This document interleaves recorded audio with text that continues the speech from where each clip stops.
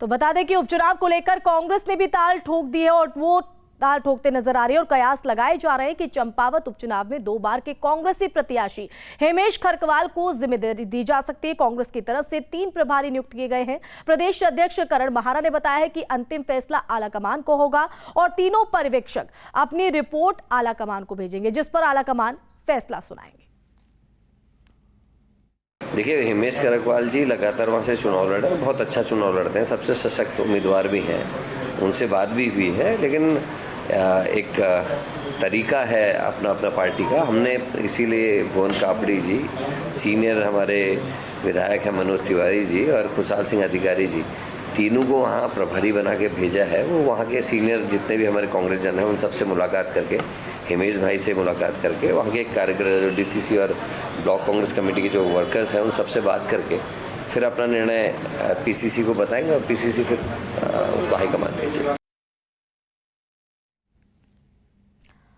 तो उत्तराखंड में अभी कुछ ही दिनों में उपचुनाव होना है, जिसमें पुष्कर सिंह धामी चंपावत से चुनाव लड़ रहे हैं और उसको लेकर कांग्रेस प्रवक्ता आरपी रतूड़ी ने यह आरोप लगाते हुए कहा है कि अभी उपचुनाव होने हैं और मुख्यमंत्री ने वहां जिला अधिकारी और दूसरे अधिकारियों के तबादले कर दिए हैं। इससे साफ पता चलता है कि सत्ता का दुरुपयोग किया जा रहा है। अगर उनके मन में कोई ऐसी बात नहीं है तो उन अधिकारियों के रहते ही चुनाव लड़ते। उन्होंने यह भी आरोप लगाया कि इससे यह भी साफ पता चलता है कि वो चुनाव में कोई गड़बड़ी कर जीतने की कवायद में लग गए हैं। देखिए, भारतीय जनता पार्टी या तो सत्ता का दुरुपयोग करने की अभी से मन बना चुकी है, अन्यथा अभी अभी वहाँ चंपावत का जिलाधिकारी बदलने की क्या ज़रूरत थी, एडीएम बदलने की क्या ज़रूरत थी। आप चुनाव लड़ लेते। जब देखा कि चंपावत के विधायक ने इस्तीफा दिया, उसके आपने बाद में वहाँ जिलाधिकारी को बदला, तो इसका मतलब आपकी नीयत में खोट है, आप दुरुपयोग करना चाहते हैं सत्ता का। और इस बीच देहरादून से बड़ी खबर, चारधाम यात्रा को लेकर राज्यपाल की बैठक। तो बैठक में मुख्य सचिव डीजीपी के साथ कई आला अधिकारी मौजूद। तो राज्यपाल गुरमीत सिंह ने तैयारियों की जानकारी मांगी है। चारधाम यात्रा को लेकर अधिकारियों को कई दिशा निर्देश भी दिए गए। तो श्रद्धालुओं की सुविधा और सुरक्षा को रखे ध्यान। तो चारधाम यात्रा सामाजिक सांस्कृतिक व्यवस्था की पहचान है और ऐसे में कोई कोताही, कोई खामी यहाँ पर नहीं होनी चाहिए।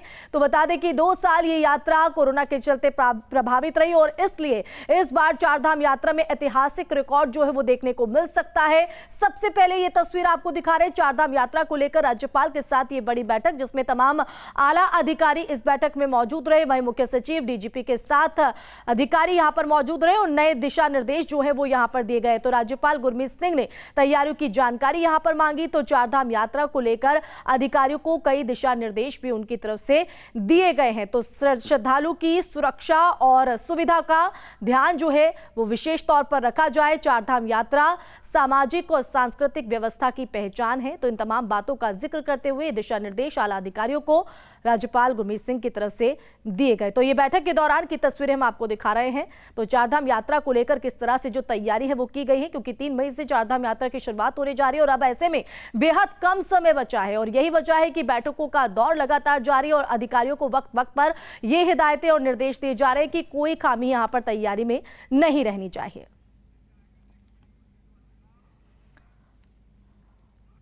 और रुद्रप्रयाग से बड़ी खबर का रुख करेंगे। आखिरी चरण में केदारनाथ यात्रा की तैयारी। तो केदारनाथ धाम में स्वास्थ्य सुविधाओं पर फोकस किया जा रहा है। स्वास्थ्य कर्मियों की टीम केदारनाथ के लिए रवाना हो चुकी है। केदारनाथ धाम में मौजूद रहेंगे 130 डॉक्टर। तो आप देख सकते हैं कि किस तरह से स्वास्थ्य सुविधाओं पर फोकस किया गया है। केदारनाथ घाटी में 130 डॉक्टर यहां पर मौजूद रहेंगे ताकि कोई श्रद्धालु वहां पर पहुंच रहा है और स्वास्थ्य संबंधी उसको कोई दिक्कत है तो उसका तुरंत मौके पर इलाज किया जा सके। तो 6 मई से पहले पहुंच जाएगी डॉक्टरों की टीम। तो 6 मई को केदारनाथ धाम के कपाट खुलेंगे और ये टीम अब वहां के लिए रवाना हो चुकी है। 6 मई से पहले में डॉक्टरों की टीम पहुंच जाएगी। ये वो टीम, सबसे पहले आपको तस्वीरें हम दिखा रहे हैं। तो केदारनाथ धाम को लेकर तमाम जो तैयारी है वो उस यात्रा को लेकर की जा चुकी है। तो वहीं दूसरी तरफ निर्माण कार्य जो है वो वहां पर चल रहा है। खुद सीएम धामी भी वहां पर पहुंचे थे, तैयारियों का जायजा लिया गया था।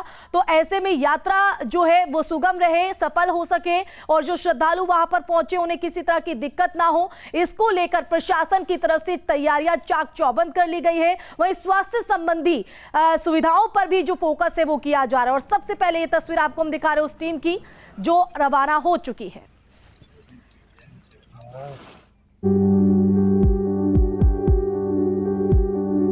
चारधाम यात्रा के दौरान केदारनाथ धाम में स्वास्थ्य सेवाएं देने के लिए 6 सिग्मा की टीम दिल्ली से केदारनाथ धाम के लिए रवाना हो चुकी है। ये टीम अधिक ऊंचाई वाले क्षेत्रों में स्वास्थ्य सेवाएं देने में एक्सपर्ट है। केदारनाथ धाम में टीम के 130 डॉक्टर यहां यात्रियों का इलाज करने के लिए मौजूद रहेंगे। 6 मई को कपाट खुलने से पहले ये टीम केदारनाथ पहुंच जाएगी। 6 sigma high altitude medical services का आगाज हो चुका है, जिसमें केदारनाथ, हेमकुंड साहिब, तुंगनाथ, मधमहेश्वर और अमरनाथ यात्रा शामिल है। और पूरी 6 सिग्मा की टीम तैयार है एक अच्छे अनुभव के साथ, अच्छी ट्रेनिंग के साथ अपने आने वाले जो भी यात्री हैं उनको बेहतरीन मेडिकल सर्विस देने के लिए। 6 sigma medical services high altitude में फ्री मेडिकल सर्विस देती है, जहां बर्फीला मौसम होता है, और अपनी इस सेवा के लिए संस्था कोई पैसे भी नहीं लेती। इस दौरान टीम पोर्टेबल इक्विपमेंट का इस्तेमाल करेगी।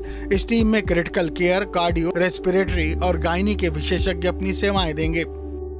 आप आइए, केदारनाथ में आपका स्वागत है। अच्छी तैयारी के साथ आइए, अच्छे कपड़े लेकर के आइए, वाटरप्रूफ कपड़े लेकर के आइए। और वहां पर जब भी आप आएँ तो एक पॉजिटिव मन के साथ आइए और यात्रा को जितना बेहतरीन आप बना सकते हैं उतना बेहतरीन आप बनाइए। साल 2014 में 6 सिग्मा टीम ने चारधाम यात्रा में केदारनाथ धाम, मधमहेश्वर धाम और हेमकुंड साहिब में 40,000 से अधिक श्रद्धालुओं को स्वास्थ्य सेवाएं दी थीं। लोगों को मौसम की मार से बचाया था। 6 सिग्मा टीम आर्मी, वायुसेना, ITBP और BSF से ट्रेनिंग प्राप्त है, जिसमें टीम किसी भी परिस्थिति से जूझने के लिए तत्पर रहती है। Team news state.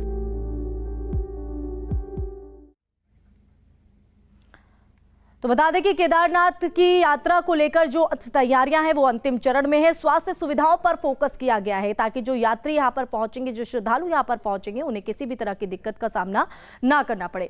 आगे बढ़ेंगे। केंद्रीय मंत्री पीयूष गोयल का हरिद्वार दौरा है आज और हरिद्वार में कई कार्यक्रमों में हिस्सा लेंगे। तो बता दें कि हरिद्वार में गंगा आरती में भी शामिल होंगे, ये बड़ी जानकारी आपको दे रहे हैं। तो केंद्रीय मंत्री पीयूष गोयल हरिद्वार दौरे पर है आज। संवाददाता तुषार हमारे साथ जुड़ गए। तुषार, केंद्रीय मंत्री पीयूष गोयल का आज हरिद्वार दौरा है, कितने बजे पहुंचने का कार्यक्रम है और किस तरह की तैयारी दौरे से पहले? जी हाँ, बिल्कुल। आज केंद्रीय मंत्री पीयूष गोयल का आज हरिद्वार दौरा है और 3 दिवसीय दौरा रहेगा और आज 7:30 बजे शाम के वो है पहुंचेंगे। इसको लेकर सारी जो जनपद के अधिकारी हैं उन्होंने भी सारी तैयारी पूरी कर ली है और पार्टी के जो कार्यकर्ता हैं उन्होंने भी सारी तैयारी पूरी कर ली है। और कल की बात की जाए तो कल प्रेस कॉन्फ्रेंस भी होनी है, अधिकारियों से मीटिंग भी होनी है CCR में, क्राउड कंट्रोल जो मेल नियंत्रण भवन है वहाँ पर कई मीटिंगें होनी है, भाजपा के कार्यकर्ताओं के साथ बैठक होनी है और कई चीजों पे चर्चित होनी है। और जो ऑर्गेनाइजेशन है या फिर कंपनीज बोले जाए जो केंद्र सरकार का साथ दे रही है और जो केंद्रीय की स्कीम में काम कर रही है उनके साथ भी बैठक करेंगे कि किस तरह का उनका कार्य चल रहा है और क्या मदद उन्हें उनसे चाहिए। और बात की जाए शाम की, तो शाम को पीयूष गोयल जी का कल को गंगा आरती में शामिल भी होंगे और परसों का 30 तारीख को उनका अगर हम देखें कि उनके जो प्लान रहेगा वो पतंजलि जाने का भी और बाबा योग ग्राम में बाबा रामदेव से मिलने का भी रहेगा।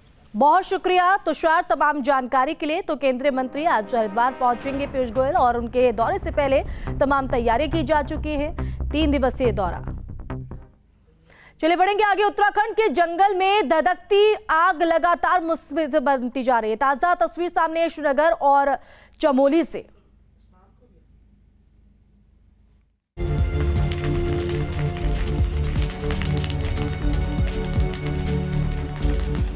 जहां तक नजर जाएगी सिर्फ आग ही आग नजर आ रही है। देखिए कैसे दमघोटू धुआं पूरे इलाके में फैल गया। जंगल में धधकती आग धीरे धीरे पूरे इलाके को अपनी जद में लेना शुरू कर दिया। आग से जंगल को हो रहे नुकसान की यह तस्वीर आई है श्रीनगर से, जिसने लोगों की मुसीबत बढ़ा दी है। लगातार इस श्रीनगर क्षेत्र के अंदर ये गांव की ओर आग लगी हुई है। इस आग से जो जंगली जानवर हैं और जो पशु हैं, पालतू पशु हैं, उनको चारे की दिक्कत हो रही है और गांव का जो प्राकृतिक स्रोत है वो सूख रहे हैं उससे, जिससे गांव में पानी का संकट भी पैदा हो रहा है। एक तरफ श्रीनगर के जंगल जल रहे हैं, जहां जंगल को जबरदस्त नुकसान पहुंचा है, तो दूसरी तस्वीर उत्तराखंड के चमोली से आई, जहां केदारोखल जंगल की धधकती चिंगारी ने स्कूल को अपने आगोश में ले लिया। धधकते शोलों ने स्कूल को पूरी तरह से नेस्तनाबूद कर दिया। इन कक्षों में हमारी कक्षा 8, 9 और 10 की क्लासेस विधिवत रूप से चलती थी और समय से जब हम विद्यालय पहुंचे तो अध्यापकों ने और बच्चों ने मिल करके आग को बुझाने का प्रयास किया। उत्तराखंड के पहाड़ी जंगल की भीषण आग भयंकर समस्या है, जिससे लोगों का जनजीवन बुरी तरह से प्रभावित हो रहा है। Team news state. तो जंगल में फैली आग को लेकर सरकार की चिंता बढ़ गई है और उत्तराखंड के जंगल लगातार बढ़ती गर्मी के साथ धधकते नजर आ रहे हैं। वन मंत्री सुबोध उनियाल ने फॉरेस्ट टीम को जल्द आग पर काबू पाने के निर्देश दिए हैं, क्योंकि जिस तरह से जंगलों में लगातार आग धधकती नजर आ रही है वो रिहायशी इलाकों तक ना पहुंचे। इसको लेकर वन विभाग के लिए एक बड़ी चुनौती है। सरकार भी इस पूरे मसले पर गंभीर नजर आ रही है। तस्वीरें आप देख सकते हैं, हर बार इसी तरह से जो तस्वीर है वो देखने को मिलती है। ये आग जो इतनी ज्यादा, चमोली की तस्वीर है जहां एक स्कूल भी इस आग से पूरी तरीके से जलकर खाक हो गया। तो आग को लेकर चिंता कहीं ना कहीं सरकार की बढ़ती हुई वन विभाग के लिए भी ये चुनौती साबित हो रही है, क्योंकि अभी पूरी तरीके से जो कामयाबी है वो मिलती नजर नहीं आ रही। न सिर्फ चमोली बल्कि अलग अलग जगहों से, जंगलों से इसी तरह की जो तस्वीर है वो दिखाई पड़ रही है। हमने फायर पे कंट्रोल कर लिया, एक्टिव फायर है नहीं, लेकिन धुआं काफी समय तक रहता है। जैसे अल्मोड़ा के बारे में भी हुआ है कि अल्मोड़ा में कोई लाइव फायर समय नहीं है, लेकिन वो स्मोक के कारण अभी भी कहीं ना कहीं उसको एफएसआई जो है उसको एक्टिव फायर दिखा रही है। तो ये स्मोक रहता है, स्मोक के कारण आपको लगता है कि कुछ दूर में आग लगी हुई, लेकिन आग कंट्रोल है। और हरिद्वार से बड़ी खबर का रुख करेंगे। मुंबई क्राइम ब्रांच और एसओजी की कार्रवाई। तो मुंबई में बिल्डर की हत्या के मामले में चौथा आरोपी गिरफ्तार हुआ है। ज्वालापुर रेलवे फाटक के पास से हुई गिरफ्तारी। तो ये बड़ी जानकारी हरिद्वार से। मुंबई क्राइम ब्रांच और एसओजी की ये बड़ी कार्रवाई हुई है। चौथा आरोपी को भी गिरफ्तार कर लिया गया। तो रामनगर में हुई हत्या की गुत्थी को पुलिस ने सुलझा लिया और पुलिस ने मामले को महज 12 घंटे में सुलझाया। आरोपी रियासत अली को पुलिस ने गिरफ्तार किया है। कालाडूंगी पुलिस की इस कार्रवाई में तो बता दें कि पुलिस के मुताबिक खाते के जंगल में आरोपी रियासत अली ने आमना की गले में दुपट्टा कसकर उसकी हत्या कर दी थी। यह हत्या आरोपी ने अवैध संबंधों के शक के बिना पर की है। आरोपी युवती का ममेरा भाई था और आमना से उसका निकाह हुआ था। केस की गुत्थी इतने कम समय में सुलझाने के लिए पुलिस ने और टीम को 5,000 का इनाम भी यहां पर दिया गया है। जो मुलजिम था, जो कि उसका रिश्तेदार है, वो रियासत अली, उसको गिरफ्तार किया गया। तो घटना का कारण रहा है वो उनके जो संदेह था अपने जो होने वाली पत्नी की, उस पर संदेह उनके द्वारा किया जा रहा था। और चूँकि निकाह हो चुका था, गौना होना शेष था, उसको ये लगा कि उसके अपने रिश्तेदार से संबंध हैं और कुछ ऐसे आपत्तिजनक चीज़ें उसके द्वारा देखी गई। रात्रि को इनके बीच में झड़प हुई है और उसके बाद इसने गला घोंटकर उसको मार दिया। तो गढ़वाल के श्रीनगर में यात्रियों की जान पर बनाई है। दरअसल NH 707 के किनारे लगाए गए क्रैश बैरियरों पर चोरों ने हाथ साफ कर दिया। करीब 3 से 4 किलोमीटर के बैरियर की चोरी हो गई। बार बार शिकायत के बाद भी NHAI के अधिकारियों ने ध्यान नहीं दिया। न्यूज स्टेट से बातचीत में अधिकारी ने आश्वासन दिया है कि जल्द ही इस सड़क पर नए बैरियर लगवाए जाएंगे। कोली से मालूपानी तक लगभग 3 किलोमीटर तक ये क्रैश बैरियर चोरी हो चुके हैं, जिसकी शिकायत ग्रामीणों ने NH विभाग से भी की है, जिस पर अभी तक NH विभाग ने कोई कार्यवाही नहीं की है और जिसके इनके चोरी हो जाने से दुर्घटनाएं और अधिक होने की संभावनाएं बढ़ जाती है। तो हरिद्वार नगर निगम प्लास्टिक के बैन को सख्ती से लागू करने पर विचार कर रहा है और इसके मद्देनजर प्लास्टिक के विकल्प के इस्तेमाल पर जोर दिया जा रहा है और इसके लिए स्वयं सहायता समूह के साथ मिलकर कांच, स्टील और बांस के कैन का इस्तेमाल पर जोर दिया जा रहा है ताकि बाहर से हर की पैड़ी पहुंचने वाले श्रद्धालु प्लास्टिक का इस्तेमाल ना कर सके। बता दें कि प्लास्टिक पर एनजीटी के रोक बावजूद प्लास्टिक कैन के जो विकल्प का प्रयोग जो है वो लोग करते नजर आ रहे हैं, जिसके चलते अब गंगा में गंदगी फैलती नजर आ रही है और अब ये नई कवायद यहां पर शुरू की जा रही है। ये और साफ सफाई रहेगी, बढ़िया रहेगा। जो प्लास्टिक की गंदगी हटेगी वहाँ से, हम तो कहते हैं वो भी प्लास्टिक की चटाइयाँ भी हटनी चाहिए। जो प्लास्टिक का जो पॉलिथीन वहाँ घाटों पे लग रही है वो भी हटनी चाहिए।